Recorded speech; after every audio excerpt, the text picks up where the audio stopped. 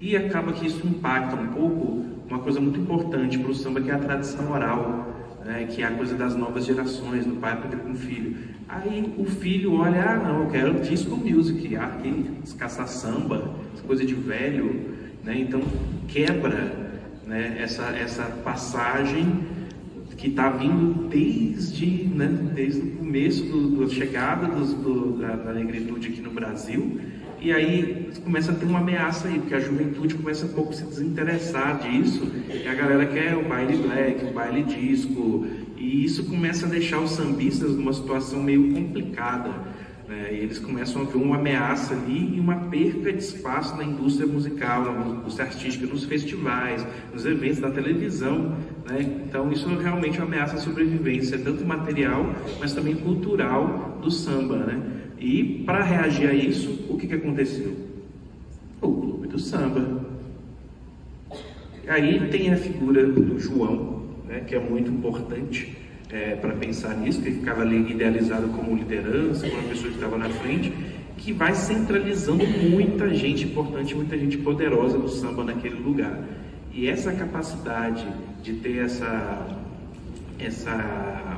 diplomacia, vou dizer assim, de unir gente do samba de vários lugares diferentes, de vários pontos diferentes, e todo mundo participar, é partideiro, é pagodeiro, é todo mundo misturado ali, né? Gente que às vezes nem se trombava tanto.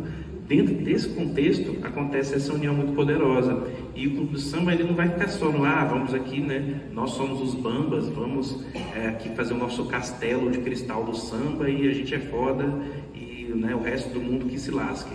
Não era por aí, né? Ele tinha uma preocupação social, ainda tem, né? Ainda existe, de fazer um trabalho de ensino. Então, beleza, muitos jovens não estão interessados mais em samba, vai ter aula de cavaco agora de graça, vai ter aula de capoeira aqui de graça. Vamos ver então, disputar ali na base, né? Para você manter vivo, né? E é uma coisa que até hoje é muito necessário fazer, a gente continua fazendo. E esse movimento acaba ajudando a sustentar muito tempo vários artistas que estavam ali, principalmente os artistas do samba que não eram tão famosos assim, né? Que vamos lembrar que muitos artistas que eram reconhecidos dentro do mundo do samba, considerados ali grandes nomes do samba, às vezes não estava com muita agenda, às vezes já não tinha antes aquele tanto de disco vendido, né? Mas aí quando teve essa queda, essa diminuição do espaço, essas pessoas virou uma questão de sobrevivência mesmo. Então você vê pessoas que eram lendas do samba ali passando chapéu, né? Coisas do tipo aconteciam.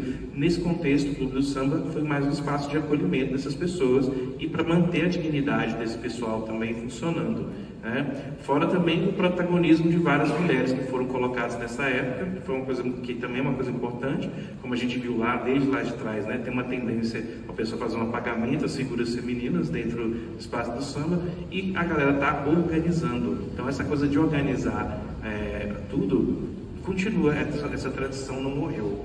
Então o Clube do Samba acaba ajudando e vira até música, né, para isso.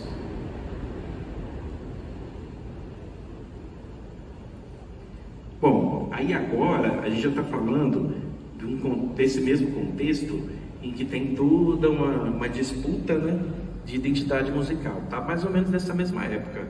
Mas o que o Martinho vai fazer junto com uma galera? Inclusive muita gente que frequentava muito o Clube do Samba vai se envolver com isso.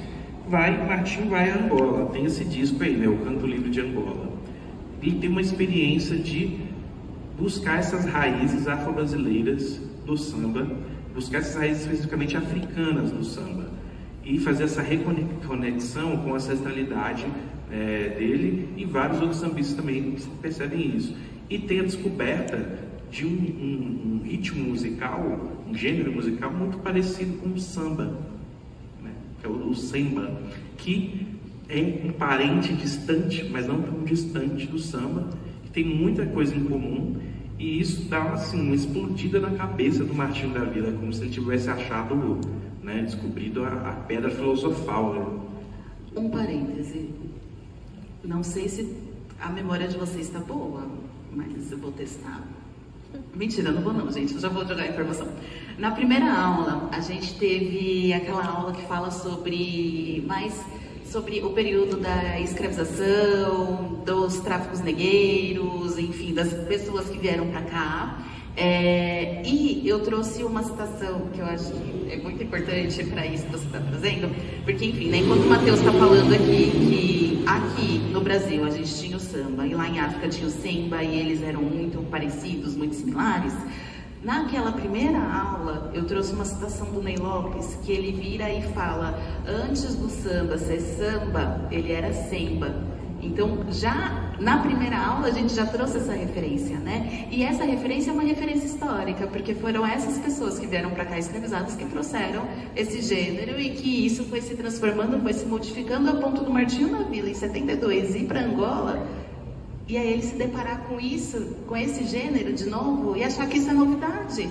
E trazer isso de volta, sabe? Então, o quanto que é importante a gente olhar para trás, olhar para as nossas ancestralidades e sempre revisitá-las, porque elas fazem parte do nosso dia a dia, né? Então, teoricamente, esse semba, ele já estava acontecendo, só que de uma maneira diferente, de uma maneira brasileirada, né? E aí Martinho vai, revisita a ancestralidade dele, vai para Angola e traz esse fôlego de novo, né? Digamos que assim, né? Reviva isso da maneira das suas origens, né? E isso é muito bacana.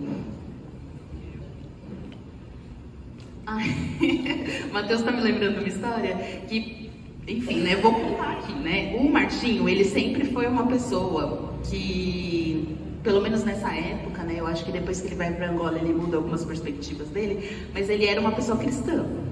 E aí, quando ele vai para Angola, ele não teve muitos contatos com religiões de matrizes africanas, porque ele cresceu numa perspectiva de religião outra, né? E aí, quando ele vai para Angola, ele vivencia uma manifestação religiosa lá na Angola. E aí, ou seja, o que a gente conhece hoje, ele foi pro terreiro. Pronto, aí ele vai pro terreiro lá em Angola. E aí, quando ele chega lá, nesse lugar, ele nunca tinha visto essas manifestações da forma como acontecia lá em Angola, não conhecia tudo mais, mas acontece uma coisa com ele que, pra gente que é do candomblé, a gente entende essa nomenclatura, mas eu vou explicar o que é pra vocês, né? Ele vai nesse terreiro e lá nesse terreiro ele bola. E o que é esse bolar? É ele sentir a presença da entidade, sentir a presença do santo, mas não incorporar. Mas ele sente aquela presença a ponto dele passar mal, né? Então, isso no candomblé a gente chama de bolar o santo, né? Ou seja, a gente não incorpora a ponto do santo já vir presente do nosso corpo e a gente dançar com o santo e tudo mais, mas tem aquele passar mal porque o corpo não está acostumado com essa energia, né?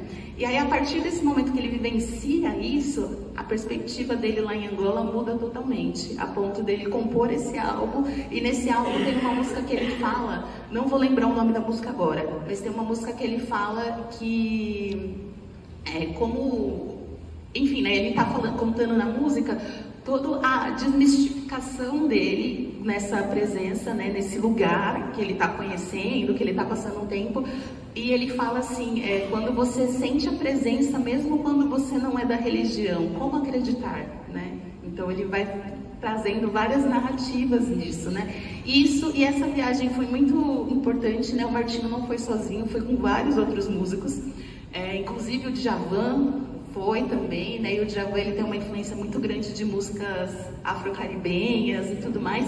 E aí ele descobre que a música do Caribe, afro-caribenha, tá em Angola também, né? Então, como que as coisas elas estão conectadas, né? E teve a presença de muitos músicos outros, como por exemplo o Chico Buarque, que também é um nome que a gente conhece bastante, né? Que é um nome bem famoso, mas que para cada um deles a presença lá em Angola ela muda, né? Ela é diferente, né?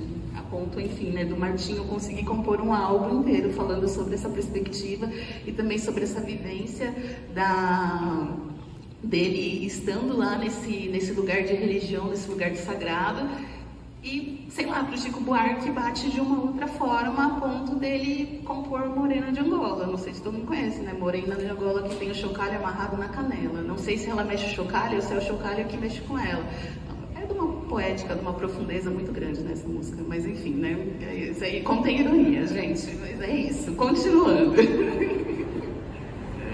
É isso, né? Aí a chave do exótico e a chave da familiaridade, né? São chaves praticamente opostas, né? Mas acho que a gente pode continuar. E acaba que isso impacta um pouco uma coisa muito importante.